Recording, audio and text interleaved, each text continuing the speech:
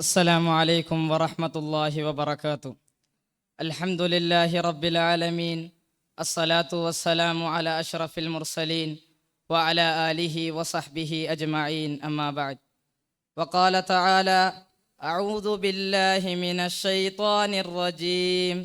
بسم الله الرحمن الرحيم.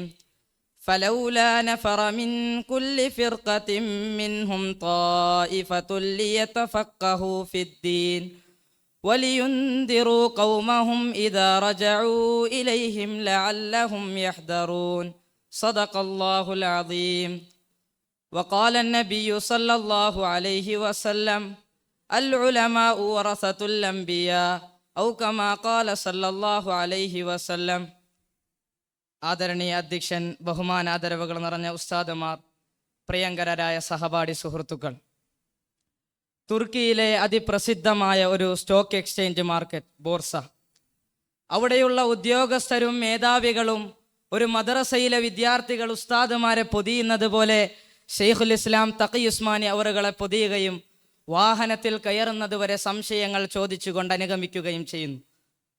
മറ്റൊരിടത്ത് ഇന്ത്യയിൽ വളരെ പരിമിതമായ ജീവിത സാഹചര്യങ്ങളിലൂടെ കടന്നു വന്ന അല്ലാമ അലിമിയ നദ്വി സാഹിബിന്റെ പ്രസംഗം കേൾക്കാൻ അറബ് രാജാക്കന്മാർ കാതുകൂർപ്പിച്ച് നിരന്നു നിൽക്കുന്നു. എന്താണ് ആധുനിക ലോകത്ത് പണ്ഡിതന്റെ ധർമ്മമെന്ന് ഇത്തരം ചിത്രങ്ങളിലൂടെ നമുക്ക് വായിച്ചെടുക്കാൻ സാധിക്കും. അതെ, നാം ഇന്ന് സംവദിക്കുന്ന വിഷയം ഒരു ചർച്ചയ്ക്കപ്പുറം നമ്മുടെ സമൂഹത്തിന്റെ ഭാവിയെ തന്നെ നിർണ്ണയിക്കാൻ സാധിക്കുന്ന വളരെ സുപ്രധാനമായ ഒരു ആത്മപരിശോധനയെക്കുറിച്ചാണ്. കാലത്തിന്റെ കുത്തൊഴുക്കിൽ ആധുനികതയുടെ വെല്ലുവിളികളും പാരമ്പര്യത്തിന്റെ കരുത്തും ഒരുപോലെ നമ്മെ സ്വാധീനിക്കുമ്പോൾ ഇസ്ലാമിക വിജ്ഞാനത്തിന്റെ ദീപശിഖ ഏന്തുന്ന ഓരോ പണ്ഡിതന്റെയും ധർമ്മം എന്തായിരിക്കണം എന്ന് നാം മനസ്സിലാക്കിയിരിക്കൽ അനിവാര്യമാണ്. പ്രിയമുള്ളവരെ, നാം ഇന്ന് ജീവിക്കുന്നത് പോസ്റ്റ് ട്രൂത്ത് ലോകത്താണ്. അഥവാ ഇവിടെ സത്യത്തെക്കാൾ വില വൈകാരികമായി പ്രചരണം ചെയ്യപ്പെടുന്ന കാര്യങ്ങൾക്കാണ്. ആയതിനാൽ തന്നെ ഇവിടെ ഇസ്ലാം നേരിടുന്ന വെല്ലുവിളികൾ പലതരത്തിലാണ്. അതിൽ വളരെ പ്രധാനപ്പെട്ട ഒന്ന് ഇന്റലക്ച്വൽ ചലഞ്ചസ് അഥവാ ബൗദ്ധികമായ കടന്നാക്രമങ്ങളാണ്. ന്യൂ എത്തിസം എന്ന നവനാസ്തികത, മോറൽ റിലേറ്റിവിസം എന്ന ധാർമ്മിക ആപേക്ഷികതാവാദം, മാറ്ററലിസം എന്ന തീവ്രമായ ഭൗതികവാദം തുടങ്ങിയ പ്രത്യയ ശാസ്ത്രങ്ങൾ മതത്തിന്റെ പ്രസക്തിയെ തന്നെ ഇല്ലായ്മ ചെയ്യുന്നു.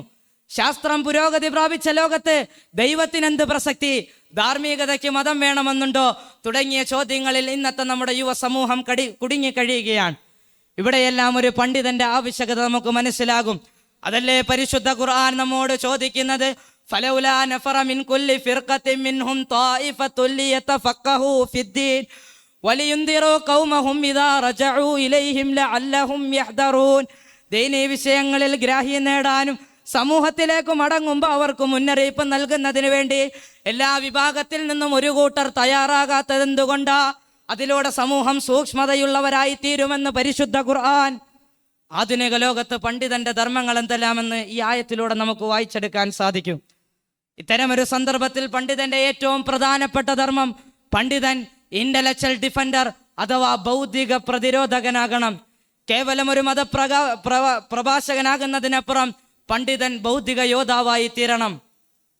ഇസ്ലാമിക വിജ്ഞാനത്തിൽ ആഴത്തിലുള്ള അറിവുള്ളതിനോടുകൂടി ആധുനിക തത്വശാസ്ത്രം, ശാസ്ത്രം, സാമൂഹിക ശാസ്ത്രം, രാഷ്ട്രീയം തുടങ്ങിയവയിൽ അദ്ദേഹത്തിന് വ്യക്തമായ ധാരണയുണ്ടായിരിക്കണം. സംശയങ്ങൾക്ക് വൈകാരികമായല്ല, മറിച്ച് യുക്തിഭദ്രവും വൈജ്ഞാനികവുമായ മറുപടികൾ നൽകാൻ സാധിക്കണം. രണ്ടാമതായി പണ്ഡിതന്റെ ധർമ്മം, പണ്ഡിതൻ the embodiment of prophetical character, പ്രവാചക മാതൃകയുടെ ജീവിക്കുന്ന പ്രതിനിധിയാകണം. ആദരവായ റസൂലുള്ളാഹി സ്വല്ലല്ലാഹു അലൈഹി വസല്ലമ തങ്ങൾ തൻ്റെ വിശ്വസ്തതയും കാരുണ്യവും വിട്ടുവീഴ്ച മനോഭാവം കൊണ്ടാണ് ഹൃദയങ്ങളെ കീഴടക്കിയതെങ്കിൽ ഒരു പണ്ഡിതൻ ഇതിനെ തൻ്റെ ജീവിതചര്യയാക്കി മാറ്റിയാൽ ഇസ്ലാമിനെതിരെയുള്ള 1000 നുണകൾ അതിലൂടെ ഇല്ലായ്മ ചെയ്യപ്പെടും. ഇപ്രകാരം തന്നെ പുറത്തു നിന്നുള്ള കൊടുങ്കാറ്റിനെ തുരത്താൻ നാം കഠിനമായി പരിശ്രമിക്കുമ്പോൾ നമ്മുടെ വീടിൻ്റെ അടിത്തറ ഇളക്കുന്ന ചിതലുകളെ നാം മറന്നു പോകരുത്. കർമ്മശാസ്ത്രപരമായ ചെറിയ ചെറിയ അഭിപ്രായ വ്യത്യാസങ്ങളുടെ പേരിൽ നാം അതിനെ പർവ്വതീകരിച്ച് പരസ്പരം പോരടിക്കുന്നു. ഇവിടെ നാം തന്നെയാണ് നിന്ദ്യരാകുന്നത്. ഇത്തരമൊരു സന്ദർഭത്തിൽ പണ്ഡിതന്റെ ഏറ്റവും പ്രധാനപ്പെട്ട ധർമ്മം, പണ്ഡിതൻ മെസഞ്ചർ ഓഫ് യുണൈറ്റി, ഐക്യത്തിന്റെ സന്ദേശവാഹകനാകണം. കേവലം ചില ആളുകളുടെയോ ചില ഗ്രൂപ്പിന്റെയോ ആളാകുന്നതിന് പകരം പണ്ഡിതൻ ഈ ലോകത്തിന്റെ നേതാവായി തീരണം. അവസാനമായി ഒന്നോർമ്മിപ്പിക്കട്ടെ, പണ്ഡിത ധർമ്മം എന്നുള്ളത് അതൊരു തൊഴിലല്ല, മറിച്ച് ചരിത്ര നിയോഗമാണ്. അൽ ഉലമാഉ വറസത്തുൽ അംബിയ, പ്രവാചകന്മാരുടെ അനന്തരാവകാശികളാണ് പണ്ഡിതന്മാരെന്ന് ആദരവായ റസൂലുള്ളാഹി സ്വല്ലല്ലാഹു അലൈഹി വസല്ലമ തങ്ങൾ വിശേഷിപ്പിച്ചത് വെറും പേരിനല്ല, മറിച്ച് അത് മലകളെക്കാൾ ഭാരമേറിയ ഒരു ഉത്തരവാദിത്തമാണ്. ആ ഉത്തരവാദിത്തത്തെ അതിൻ്റെ പരിപൂർണതയോടെ പൂർത്തിയാക്കാൻ നമ്മുടെ ഉലമാക്കൾക്ക് അല്ലാഹു തൗഫീഖ് നൽകി അനുഗ്രഹിക്കുമാറാകട്ടെ. അവരെ ശരിയായ നിലയിൽ മനസ്സിലാക്കാനും പിന്തുണയ്ക്കാനും നാഥൻ നമുക്ക് തൗഫീഖ് നൽകി അനുഗ്രഹിക്കുമാറാകട്ടെ. അൽഹംദുലില്ലാഹി അവ്വലൻ വആഖിറു ദഅവതി അനിൽ ഹംദുലില്ലാഹി റബ്ബിൽ ആലമീൻ. അസ്സലാമു അലൈക്കും വറഹ്മത്തുള്ളാഹി വബറകാതുഹു. നറുക്ക് സ്വീകരിക്കുവാൻ ക്ഷണിക്കുന്നു. Chess number 352